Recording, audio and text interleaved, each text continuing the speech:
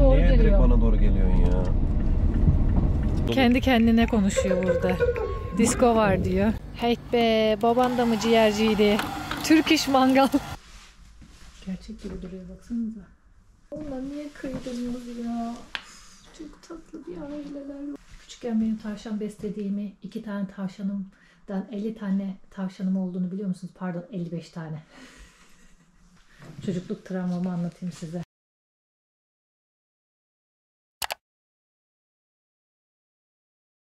Para çıktı baba.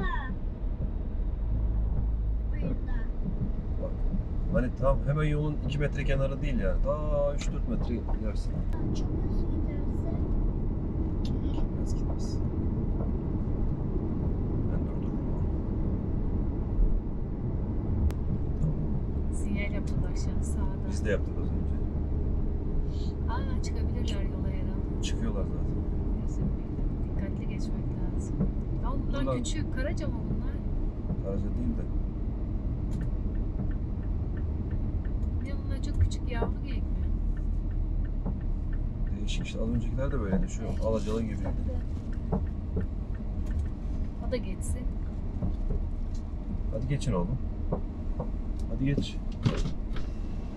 Geçsene. Ya onlar bizim önümüzden gitmeyi tercih etti.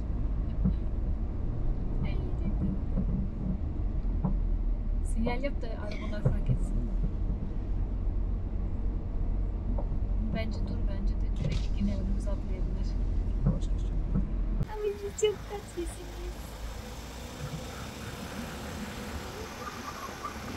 Arkadaş ya, amma çıkmaz. Bize Sen doğru niye direkt geliyor. bana doğru geliyorsun ya? Küçük bunlar ama. Bunlar normal küçük geyik. Ya da yavru. Ana ana ana ana ana ana. Bunların boynuzları da büyük bayağı. Oğlum siz niye bize doğru geliyorsunuz ya? Fıstık gel buraya mı?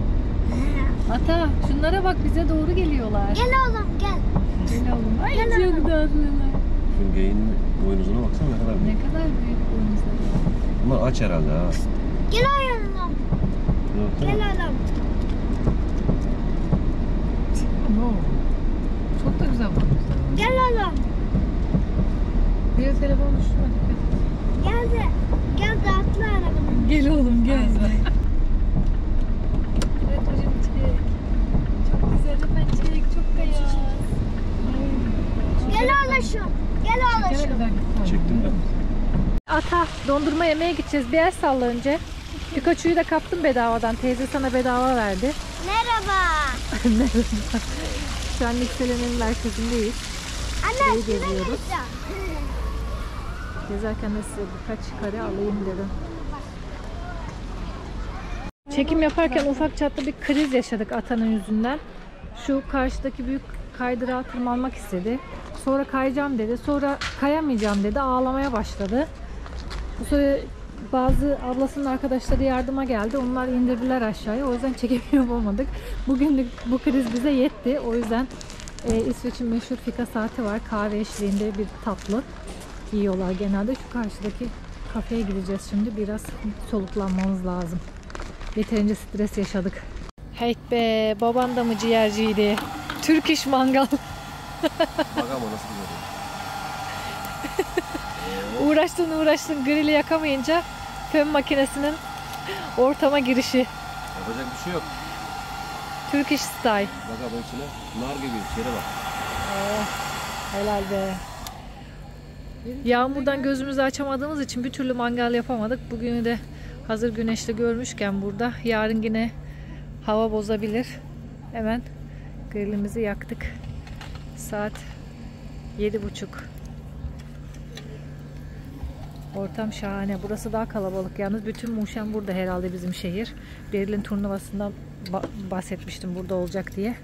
Daha yolda gelenler de var. Yarın daha da kalabalık olur büyük ihtimalle burası. Arkadaşlar saat 10:30. Hala daha denize girenler var şu tarafta. Gün batmaya çalışıyor bir yandan. Şöyle biraz çekeyim istedim size. Hava kararmadan ve bu arada alerjim çok kötü ilerledi. Burada polen alerjisi olanlar beni iyi anlar. Ayrıca alerjik rinitim de var. Sesim falan değişmeye başladı yavaştan. Aşırı burun kaşıntısı, geniz akıntısı, gözlerim akıyor. İlaç aldım ama inşallah toparlarım yarına kadar. Ay, çok güzel bir gün batımı oluştu bu tarafta. Onu çekmek için geldim sizlere.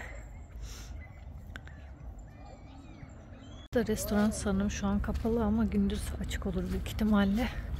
Herkes yavaş yavaş karavanlarına çekiliyor. Yarın başlayacak turnuva. Beyli arkadaşlarına kavuşmaya başladı. Çoğu geldi. Oynuyorlar kendi aralarında. Biz de annemle biraz oturacağız. Karavanın içinde hava serinlemeye başladı. Yorulduk bir de yoldan da geldiğimiz için. Birkaç gün buralardayız. Şu bahçeyi çekeceğim size şimdi. Arkamdaki manzaraya hazır olun. Hazır mısınız? 1, 2, 3.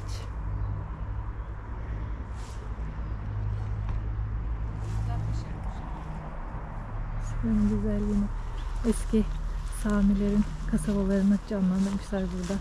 Bazıları sığınak. Şu karşıdakiler mesela. Burada bir ateş yakmışlar. Kuş sesleri harika.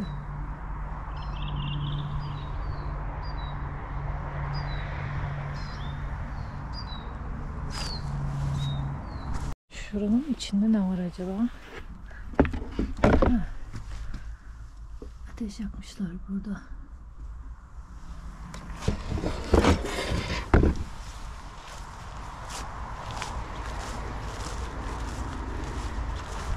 Anne, açık mı orası? İçerisi de böyle. Burada da ateş yakılmış. Odunlar falan var yakılması için. Tepesine bakın, onu duman çıksın diye genelde şey açıyorlar. Şöyle oraya açık bırakıyorlar. Şuraya şey asıyorlar. Bol diyorlar burada, böyle grill yapabilecek, odunları yakabilecek bir şey oluyor. Çanak gibi. Bu tarz bir şey var. Genelde ambar gibi kullanacakları şeyler falan da var. Daha böyle yüksekte. Hem kardan hem de hayvanlardan etkilenmesin diye. Böyle bir yer. Şurada açık mı acaba? Bir bakalım. Arkadaşlar, burası Sami kızları için bir okulmuş. 1847 yıllarında. Mamsel Louisa'nın okulu diyor. Kadın herhalde öğretmenlik yapıyormuş Sami kızlarına. Şu an tabii kapalı burası. Biraz geç oldu. 4'te kapanıyor genelde bu tarz yerler. İçeriği gösteremeyeceğim. Diğer yerleri çekerken burayı kaçırdık.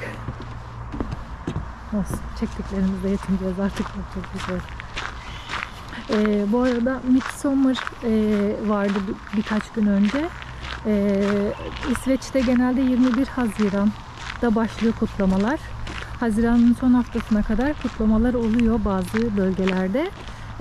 Bu da yine Midsommar'ı temsil eden bir ağaç dallarından yapılmış bir simge. İsveç'te çok kullanıyorlar bu simgeyi. Herkes böyle taç yapraklardan çiçek yapıp taç yapıyorlar. Onunla birlikte işte eğlenip kutluyorlar. Hristiyanlığın gelişiyle beraber aslında bir pagan geleneği bu. Yazın başlangıcını, en uzun günü kutladıkları bir gelenek. Pagan kültüründen Hristiyanlığa geçince de bir eğlence olarak devam ettirmişler. Aynı zamanda hem eski köksel gelenekleri sürdürüyorlar hem de o günü böyle eğlenerek kutluyorlar. Bu da onun simgesi. Tam detaylarını bilmiyorum şimdi. Kafadan da sallama bir şey vermek istemiyorum size. Ayın 21'inde İsveç'te başlamıştı kutlamalar. Bizde de galiba Norveç'te de 24 Haziran'da başlıyor. 25-26 arası. Yok, 24 Haziran'la 26 Haziran arası oluyor. Bölgesel olarak değişebilir. Tabii hava çok yağmurluydu o dönemlerde. Biz denk gelemedik herhangi bir yerde. Genelde Oslo'da falan çok böyle çok kalabalık, eğlenceli oluyor. Böyle ateş yakıyorlar suyun üzerinde. O ateş yaktıkları tahtadan bir şey inşa edip ateş yakıyorlar. Çok büyük bir şekilde. Onun ismi de aklıma gelmiyor şu an. Gelirse yazarım videoya. Araştırabilirsiniz siz de. Onu denizin üstünde yakıyorlar. Eğer yanma hızıyla alakalı deniz yazın ne kadar iyi geçeceğini hesaplıyorlar. Eğer çok hızlı yanıp sönerse yaz çok iyi geçiyor. Yavaş yanarsa kötü geçiyor gibi bir şeydi galiba, yanlış hatırlamıyorsam. Onu her sene kutluyorlar, Midsummer. Yani eğlenceler başlıyor o tarihten itibaren. İşte yazın gelişini kutluyorlar vesaire. Yaz gelmedi ama gelişini kutluyoruz. Bu sene gerçekten buralara yaz gelmedi yani. Şurada toplasanız Haziran boyu sadece 2 ya da 3 gün güneşli gün görmüşüzdür. Öyle söyleyeyim size. Hep yağmur vardı. Arkadaşlar bu kulübeler klasik Fin kasabalarındaki evleri, kulübeleri temsil ediyor. Bir de Sami kültüründeki küçük kulübeleri temsil ediyor. Tüccarlar çok gidiş geliş yaptığı için deniz aşırı yollarda böyle küçük kulübeler inşa edilmiş geçmiş zamanda. Burası da Emma teyzenin kulübesiymiş. Bu Emma teyze eskiden çamaşırcı bir teyzeymiş. Hem çamaşır yıkıyormuş hem ütülüyormuş. Öyle bir teyzeymiş. Bu da onun kulübesiymiş. Böyle küçük 4x4 evler yapıyorlarmış. Yani 4'e 4 evler yapıyorlarmış. Böyle küçük tek oturma odalı yataklı. İşte böyle bir şöminesi var içerisinde. Bu tarz evler yaygınmış bu bölgede. Sami evleri ve Fin kültüründe de yaygın olan kulübelerdenmiş. Öyle bir yer. Burası da klasik bir aile evi temsili. Çocuklu ailelerin kaldığı aile kulübesi diyebilirim aslında, ev demek yanlış olur. Böyle hemen banyosu burada. Tek odanın içerisinde hepsi. Banyo, tuvalet. Çocukları sallandırıyorlar burada herhalde. Mutfakları. Böyle kahve değirmenleri orada. Ocakları burası. Hem ısınıyorlar aynı zamanda. Yemeklerini burada yapıyorlar. Masaları böyle. Bisikletin eskiliğine eski bisikletler, beşikler, dolapları. Ne kadar minimalist yaşıyorlarmış. Şimdi herkesin her şeyi var. Kimse mutlu değil. Yani bilemiyorum. İnsanlar o zaman daha mutluydu büyük ihtimalle. Şu hangarın içine hazırlıyorlar. Herhalde düğün olacak. Kiralanıyor demek ki orası düğün organizasyonları için. Büyük bir hummalı çalışma var içeride. Biz buraya daha önce geldiğimizde bu müzenin kapalı halini çekmiştim dıştan. Çünkü açılış kapanış saatlerine yetişememiştik. Şu an gezmeye başladık. Annemle birlikte. Tek tek çekebildiğimi çekeceğim size. Tekstil müzesiymiş burası. Şöyle içerisini göstereyim. Şapkalar var hemen burada. Kıyafetler. Şöyle göstereyim. Zaten kıyafetler, yöresel kıyafetler. Burası Sami kültürünü yansıtan ve ormancılıkla alakalı bir müze. Bu bölgede Samiler daha fazla yaşadığı için genelde Samilerden izler görebiliyoruz. Bakın çekeyim. Burada ekmek yapıyorlar. Burada kafe gibi bir şey var. Burada madencilik, demir işleri. Şurada bir çiftlik. Şöyle. Demir dövüyorlar orada. Burada da odun kesiyorlar. Orada da akşam yemeği evde. Biraz daha modern döneme geçtik şu an.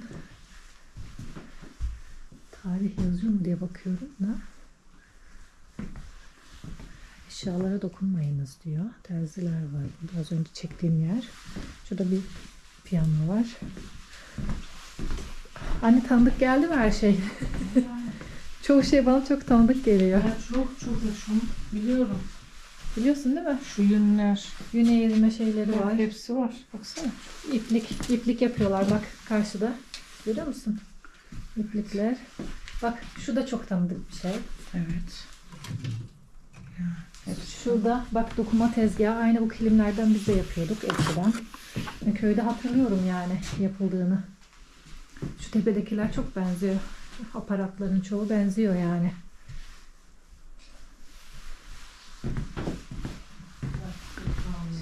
Şimdi devam edelim. Dışarıda neler var. Şura karşısı postane, eski postane ama şu an şey yapıyorlar, tadilat yapıyorlar.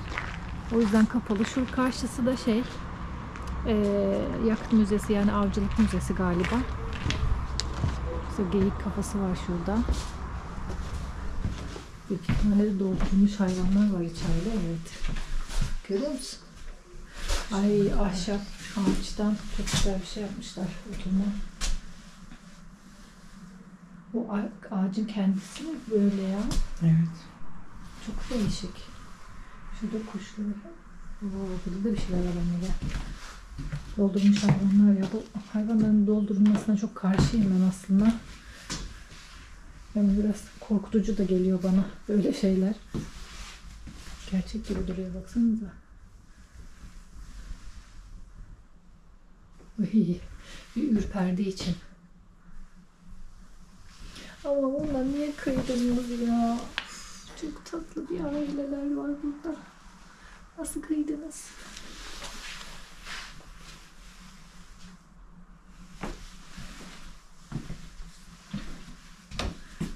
Kar yapmışlar herhalde. Ah, burada tavşan var. Beyaz tavşan. Küçükken benim tavşan beslediğimi, 2 tane tavşanımdan 50 tane tavşanım olduğunu biliyor musunuz? Pardon, 55 tane. Ve komşumuzun bu tavşanlarımızı zehirlediğini biliyor muydunuz? Çocukluk travmamı anlatayım size. Meğerse bizim tavşanlar komşunun bahçesine gidip kaçıp komşunun bahçesindeki şeyleri yiyormuş. Lahanaları falan. Onlara da zehir atınca hayvancıklarımız öldü ya. Bak şimdi çocukluk travmalarım depreşti. Ay sincap. Keşke canlı olsanız. Şuna fare galiba. Ama nasıl kıydınız bunlara? Oo, ayı. Kocaman bir ayı var burada. Şurada başak. Kurt. Bakalım ne varmış başka. Komşuma ne diyorsunuz? 55 tane tavşanımızı zehirleyen komşumuza. Ben yazıklar olsun diyorum. Siz ne diyorsunuz? Yorumlara yazın. Yapılır mı böyle bir şey? Yani burada da bir sürü geyik kafası var. Ne kadar büyük kafaları. Boynuzları. Baksanıza. Bayağı büyük. Masaya bak. Bunlar hangi ağaçtan yapılıyor bu ya? Çok enteresan. Baksana. Ne olmuş etrafında onun öyle? Değişik bir şekil vermişler. Size bir şey göstereceğim. Çok beğendiğim bir durum var. Özellikle İsveç, Norveç'te çok gözlemledim. Finlandiya'ya daha hiç gitmedim, o yüzden bir şey diyemeyeceğim. Ama her müzede mutlaka çocuklar için bir alan var. Bu kültürü, gelenekleri aktarabilmek için tarihi döneme ait şeyleri gösterebilmeleri için çocuklara mutlaka bir oyun alanı yapıyorlar müzelerin içinde. Bakın burada bardaklar, tabak, çanak, çocuklar işte bir şeyler hazırlayabilirler, oynayabilirler kendi aralarında. Burada eski döneme ait kıyafetler deneyebilirler. Samilere ait kıyafetler var. Burada bakın yine küçük minik testereler, baltalar. Çocuklar burada yine onları deneyimleyebilirler. Böyle bebekler falan giydirmişler. Ocakta başında oturup o döneme ait şeyleri hem deneyerek hafızalarında kazıyacaklar hem de eğlenmiş olacaklar. Burada ekmek pişirecekler güya. Burada kaydırak yapmışlar böyle. Zaman tüneline geçiş gibi. Burada yine eski döneme ait bir alan yapmışlar böyle. Orada oturup ateş başında, ocak başında o anları canlandırabilirler kafalarında. Yani biraz da hayal güçlerini geliştirmek amaçlı çok iyi düşünülmüş bir şey. Böyle alanlar mutlaka müzelerin içerisinde var. Görüyorum yani. Çok da hoşuma gidiyor. O yüzden çekmek istedim özellikle burayı. Sami halkları bölgenin kuzeyinde Lapland bölgesi diye geçiyor. Finlandiya, İsveç. ve Norveç'te Lapland bölgesinde yaşıyorlar genelde ve ülkeler tarafından senelerce asimile edilmeye çalışmış bir halk. Etnik kökenlerinden dolayı özellikle geyik sürülerini besliyorlar. Geyik hayvancılıkla uğraşıyorlar, avcılıkla uğraşıyorlar, işte balıkçılıkla uğraşıyorlar. Geyik derilerinden bazı şeyler üretip onları satıyorlar. Onlarla ilgili genelde şeyler yapıyorlar. Evet, 1986'da Sami bayrağı, Sami halkı kabul görmüş. Norveç tarafından artık öyle bir halk var. Meclise girmiş. Mecliste artık yer edinmiş. Kendi haklarını savunabiliyorlar. Kendi bayrakları kabul görmüş, dilleri kabul görmüş bir halk artık. Norveç'in belli bir kısmında da yine Samiler yaşıyor. Şöyle zaten bu müzede genelde Samileri anlatan şeyler var. Şöyle göstereyim. Genelde böyle el işçiliğiyle ilgili şeyler de çok yapıyorlar. Şunları da göstereyim size. Ve tamamıyla geyik sürülerinin bakımında onlar daha aktif rol oynuyorlar. Özellikle derilerinin falan kullanımıyla alakalı çok belgesel falan izlemiştim bu konuyla ilgili. Geyik derilerinden bir sürü şey yapıyorlar. Boynuzlarından bıçak yapıyorlar. Bir sürü farklı kullanacakları şeyler yapıyorlar. Şöyle bakın. Burada da işlemeli bazı bıçakları falan var kendilerine ait. Şurada yine hep geyikler dedim ya, bu bölgede aklınıza Samiler gelsin. Bakın Lapland bölgesi İsveç'te de var. Finlandiya'nın bir kısmı, Norveç'in bir kısmını kapsıyor kuzey bölgelerinde. Bisiklete bakar mısınız? Neredeyse benim boyumda ya. Yani omzuma kadar geliyordur büyük ihtimalle. Bakayım. Neredeyse benim omzum geçiyor mu anne? Hakikaten. Geçiyor yani. Bayağı da büyük. Ne sarmış ya? Bir tur binelim. Höyling. Şey demek. Büyük tekerlek mi? Yüksek tekerlek diye mi çevireyim? Büyük tekerlek demek çünkü. Bowling var içeride. Bir bakacağız şimdi. Burası çok eski bir bowling yeri. Salonu mu diyeyim ben? Anne oynayalım mı? Tahtada top da tahta. Bayağı da ağır. Hadi dene bakalım. Dur ben sana göstereyim. Bak şu şeyden devam edip atman lazım. Ortadan atman lazım bunları. Dubaları devireceksin. Çok enteresan. Hadi dene bakalım. Hayır ortadan atacaksın. Siyah çizgi boşa düşüyor demek. Yuvarlan da gitti. Ne kadar da ağır bir top. Gitti. Geliyor. Kaldı orada. Şu an Sami Müzesi'ndeyiz. Karşınızda gördüğünüz klasik bir İsveç evi zaten. İçerisini çekeceğim şimdi size. Müzeyi şöyle bir genel göstereyim. Tek tek bakacağız. Çoraplar yün, eldivenler yün, hakiki yünden.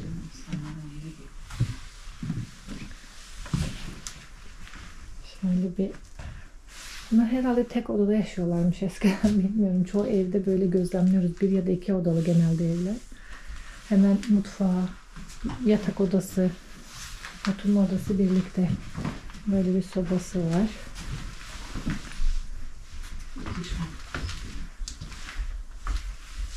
Bayağı eski eşyalar buradakiler. Şu neymiş acaba ya? Geçecekmiş bak çaydanlık. Evet. Yani zaten bir yer çekirdek aile içindir. Bir de çocuk varsa. Burada yaşayanların mı fotoğrafı acaba? Gelinlik var çünkü kadının üstünde. Aynasıyla.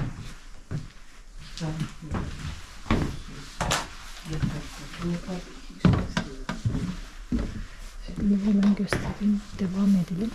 Şöyle daha eski de bir yer var.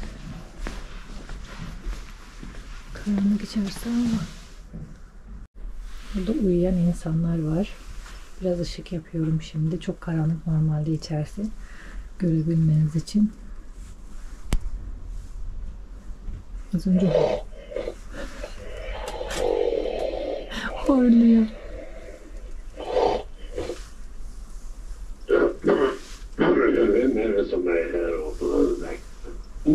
Uykusunda da konuşuyor yani.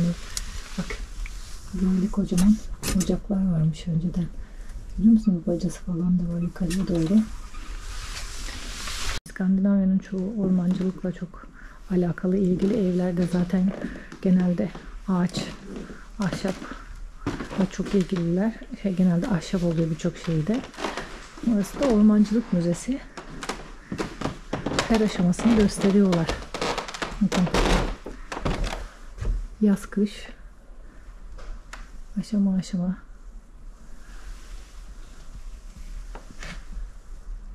ormancılıkla nasıl uğraştıklarını, nasıl ağaç kestiklerini vesaire gösteriyorlar. Yani gelişimiyle alakalı şeyler de var.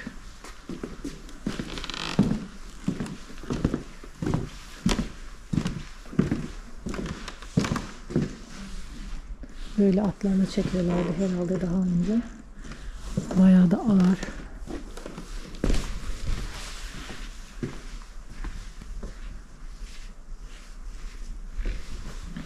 Bu da gerçek bir at. Yine doldurmuşlar atı. Ya şu iş biraz üzücü ya gerçekten. Sadece hayvanları doldurmalarına çok karşıyım. O yüzden üzülüyorum gördükçe. Şöyle göstereyim size. İşte ormancılıkla alakalı alet edevatlar. Nasıl taşınıyor, nasıl kesiliyor ormandan. Bunlarla ilgili figürler var burada da. Ya bizim Kaan'ın arabalarına benziyor. Öküzlerle falan çektiğimiz. Çekmişliğim de var. Daha önce binmişliğim de var. Çocukluğumun yarısı köylerde geçtiği için. Çok vakıfım olaya. Bana yabancı gelmiyor böyle şeyler o yüzden. Bakın karda atla yük çekebilmek için atın ayağına şunu takıyorlarmış. Görüyor musunuz? Demirden. Demir ve tahtadan yapılmış bir şey. Şimdi yılın 6 ayı kar olduğunu düşünürsek böyle icatlar çıkması çok normal. Bu arada burada insanlarla nasıl anlaştığımız genelde soruluyor. İsveççe, Norveççe birbirine yakın diller. Kuzen diller diyeyim ben size. O yüzden insanlar biz konuştuğumuzda anlıyorlar bizi ama onlar konuştuğunda biz biraz zor anlıyoruz. Çünkü biraz böyle değişik bir aksanları var. Ama anlaşıyoruz bir şekilde. Hiç anlaşamazsak İngilizce konuşuyoruz zaten. Başka bir evin içindeyiz. Karlbergsgården diyor. 1850'de inşa edildi herhalde burası. Annem diyor ki burası biraz daha zengin evine benziyor. Çiftlik evinin içindeyiz şu an. Karşısı yatak odası. Böyle perdesi de var, örtüyorlar. Böyle saklama alanı. Ocak. Ütü zaten.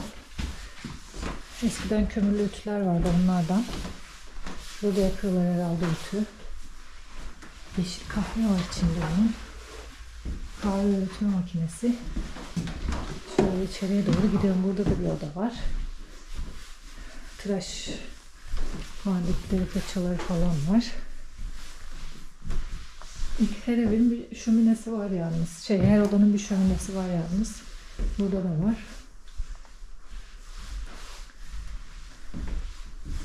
Sofia, Oscar, 2. Oscar. Bu taraflarda piyano var. Birçok evde piyano gördüm yalnız. İnsanlar müzikle, sanatla çok ilgililer. O dönemde. Görüyorum genelde. Müzeleri gezerken. Böyle de çok güzel bir bahçesi var.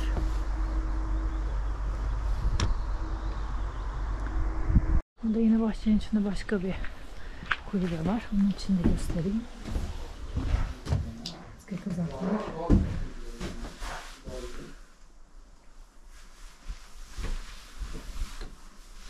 Kuma tezgahları var.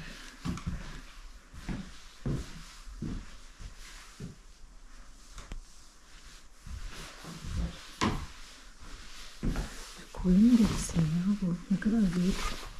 Birleştirmişler sanırım.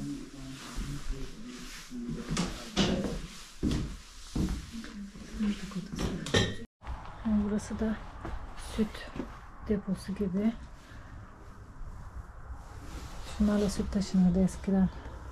Aklıma onlar geldi. Anne burada süt deposu. Yani şeyler var. Süt tenekeleri var. Şu karşıda da ev var. Hadi ona da bakalım.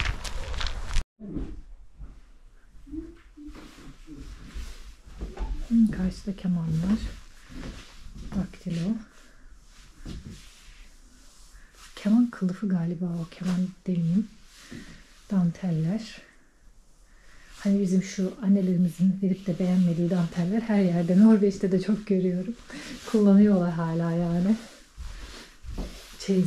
Çeyize diye sakladığımız ama kullanmadığımız. Ben de çıkartacağım çeyizimden dantellerimi.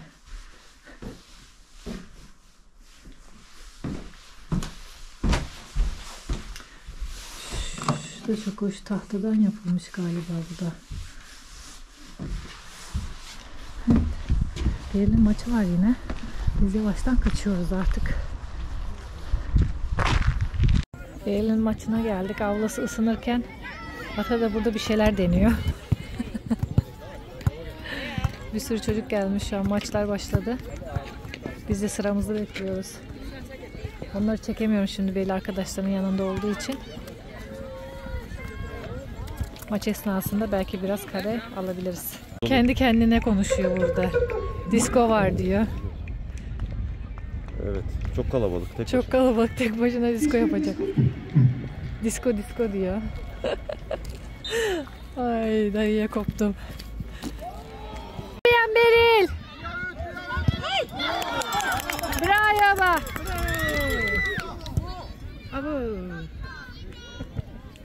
Abo. Beril'lerin ikinci maçı bugünkü. Yağmur başladı yine her zamanki gibi. Az halimize bakın. Anne, ortama çok güzel ayak uydurdun. Bravo sana. Maç izliyoruz böyle. Çok soru geliyor akşamları uyumak zor olmuyor mu? Her taraf çok aydınlık dediğiniz için kısaca bir hatırlatma yapacağım. Normalde evi çok aydınlık ama bunların hepsini indirdiğimiz zaman şöyle göstereyim. Biraz daha karanlık bir ortam oluşturabiliyoruz. Bütün camları kapatıyoruz. Ondan sonra bir tık daha karanlık oluyor ama tabii tamamen içeriği karartmamız mümkün değil.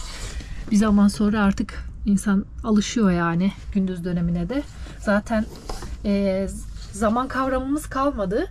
Ne zaman gündüz oluyor, ne zaman akşam oluyor, ne zaman gece yarısı oluyor anlayamıyoruz. Saate bakmasak, mesela şu an bakın saat 11.30 olmuş. Yani saat 11.30 gündüz, yani öğlen saatiyle akşam 11.30 arasında hiçbir fark yok. Hemen hemen diyebilirim. O yüzden de anlamak çok zor oluyor. Ancak saate baktığımız zaman akşam olmuş diyebiliyoruz.